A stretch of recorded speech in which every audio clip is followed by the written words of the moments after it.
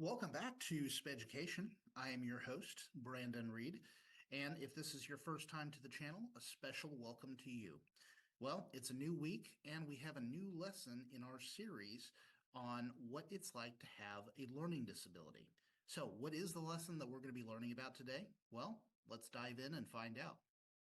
Today's lesson, Part 4, Visual Perception. Now, you're probably wondering, what is he talking about when he's talking about visual perception? Does he mean something like this? Get fittings done here. No, I'm not talking quite about that. What I mean is, when I'm talking about visual perception, I'm talking about how your brain processes what it is that you visually see. Okay? So, another way to look at it is something like this. The National Institute of Health defines visual perception as the ability to understand and visualize visual stimuli and the spatial relationships between them, such as visualizing things from a different perspective, space, and different geometric figures. The American Academy of Ophthalmology states, normally when we read, the brain connects the words we see with their meanings and familiar experiences and information. Children with learning disabilities struggle to process these connections. In basic terms, when we talk about visual perception, we're talking about how the brain processes what it is we visually see. Now, for learning disabled individuals, it can be very difficult because the way that our brain processes information is different than somebody that's not learning disabled. So today I'm going to do a couple of different experiments with you, and I'm going to give you a learning disability. So you're going to experience what it's like to have a learning disability and have problems with visual perception. So let's take a look at this first picture. I want you to take a look at this picture, and I want you to tell me what it is you see. Take about 5 seconds, try to process it, and then tell me, what do you think you're actually looking at? Go ahead. What did you see? Did it look like it was a rock floating in space? Maybe somebody threw a rock up in the air and took a photograph of it. Maybe this is a rock from the movie Avatar. Who knows? But what did you think you saw? If you think you saw that, you'd actually be wrong because it's actually a rock sitting in a stream. Have you ever been on the road? You're driving down maybe somewhere and there's a huge lake and you have mountains in the background and the lake is so still and pristine that it looks like a mirror. So it looks like the lake is mirrored on, or the mountains are mirrored on the lake. That's basically what you're seeing here. The water is so still that it's reflecting the sky and it's also reflecting the top of the rock. So instead of a rock floating in the air, it's actually sitting in a stream. But your brain couldn't necessarily process that. As far as you were concerned, it was a rock that was floating in the air. And for a lot of people, when they finally see that, it's like a light bulb goes off and they're like, whoa, that's what it was. So that's an example. Here's another example. Now, this picture is a little bit out of frame, out of focus, but everything that you need to know about it is there. So I want you to take a look at it. Think about it. If you even want to write down your answer of what you think it might be, go ahead and do that. But take about 5 seconds, take a look at this picture, and I want you to think about what it is you're looking at. Ready? Go. So, have you got an idea of what you think it is? All right. If you want to write it down, feel free and go ahead. What did you see?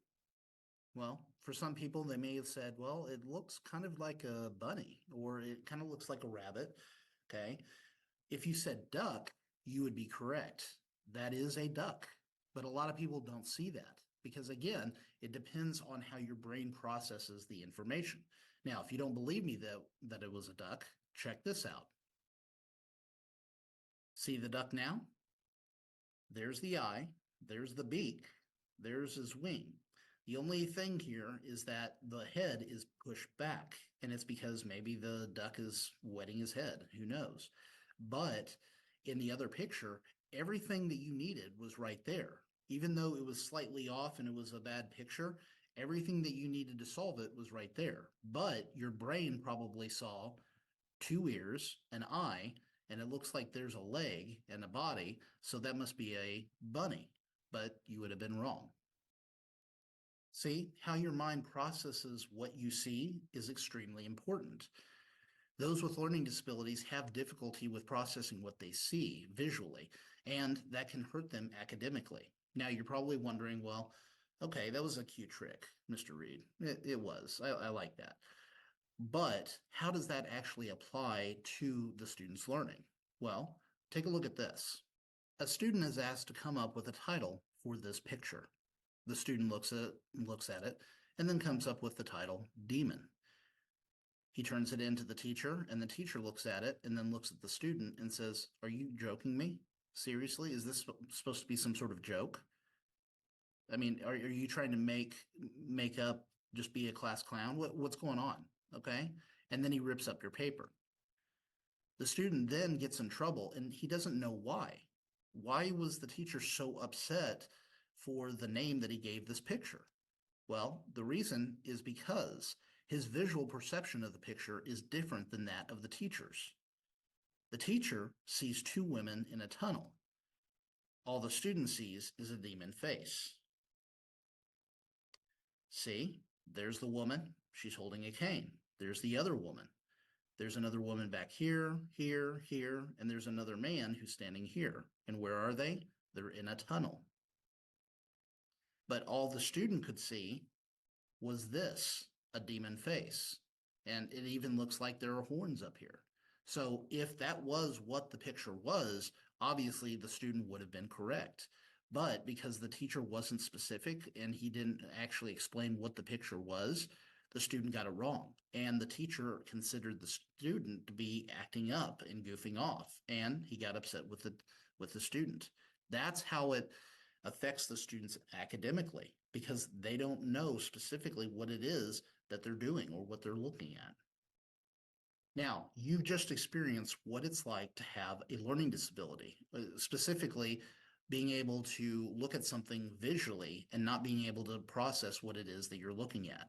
This is what students with learning disabilities go through. And the thing is that it's not about what all other people can't do. It's about what the individual can't do, because that is what it means to have a learning disability, when everybody else can do it, but you can't. And I know that personally because I remember being in school, growing up with that learning disability, and the teacher saying, "Okay, open up to page 22, go ahead and read and summarize that page." And everybody else is going straight to it, but I'm sitting there trying to figure out, what exactly does he mean? How do I summarize it? And it's because the teacher didn't explain things specifically. So how can you combat that? Well, one, use specifics. Break things down for students, okay? Show them step-by-step instructions. That's where graphic organizers come in handy. So I'm going to show you a technique that I use with my students whenever we had to write long paragraphs or long pages. Whenever a teacher said, "You're going to write a passage about what you just read, and it has to be at least 3 paragraphs long." For a lot of LD students, including myself, I got overwhelmed because I didn't know how to set it up. I didn't know how to write it. I didn't know all the specifics. And even when they gave me a rubric to say, "This is what you need to have in here," that helped a little bit, but I was still a little bit lost. So I made sure that my students didn't feel that way. And this is how I did it. For my students, what I would typically do is, if my students had to write an essay, let's say about a position paper, okay, and they were taking a position on, let's say, the death penalty. So one of the things that I would do is I would give them this graphic organizer. And the first would be the introduction. And I explained what it is that they need to do in the introduction. They need to explain what the topic is and what their position is. So whether they're for or against the death penalty. Then the Roman numeral I is their first detail. It's their first argument. So in this, I would have them explain, my position on the death penalty is that it's wrong. And the reason why is because. And then you're going to provide 3 sentences supporting that argument. Then you give a second argument or a second detail. And in that, you go into further explanation of it. The death penalty is also cruel and unusual punishment. Why? And then you spend the next 3 sentences explaining the reason for that. And then at the end, you have the conclusion. And then the conclusion is a summary of everything that you talked about. So once they have filled out all of these lines, and then they've taken away the introduction, the I, the A, B, C, the supporting evidence 1 comment, the supporting evidence 2, and taken out all of these other things, then what you're left with is what you've typed on the lines. And you have a 1, 2, 3, 4, 4-paragraph essay. And when I've done that with my students, they walk away thinking, whoa, I wrote that? I didn't know I could do that. And it's because I broke it down for them. I made sure that it was specific enough that they understood. I'm not necessarily changing what they're being taught. I'm just changing a different way of supporting them.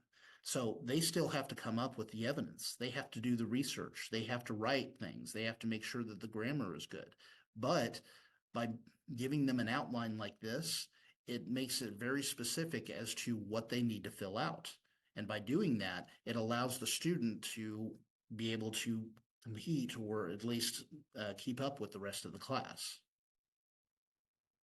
So as you can see, being specific, breaking things down step by step, providing graphic organizers, visual things that will help the student understand exactly what it is that they're learning will go a long way. Because those individuals that have difficulty with what they visually perceive, it's because their brain processes it a different way. And it's up to the teacher to figure out what way works best, okay? Now, visual perception can be difficult, and that is a hurdle for a lot of students. But what are some other hurdles that learning disabled students have to deal with? Well, that's what we're going to be learning about next week. Next week's lesson is part 5, reading comprehension. And if you liked what you saw today or you learned something new, please click the like button. And if you want updates on future videos, feel free to click the subscribe button and ring the bell for updates on future videos. And as always, if something really struck with you or you have follow-up questions about what you saw today, please feel free to comment in the comments section. I'd be more than happy to answer your question or read your comments. And if you want to check out some of my other videos, feel free to peruse through my channel. I've even got a series, a playlist on the different parts of an IEP. So if you ever have questions about what is in an IEP, check that video out. And until next time, class dismissed.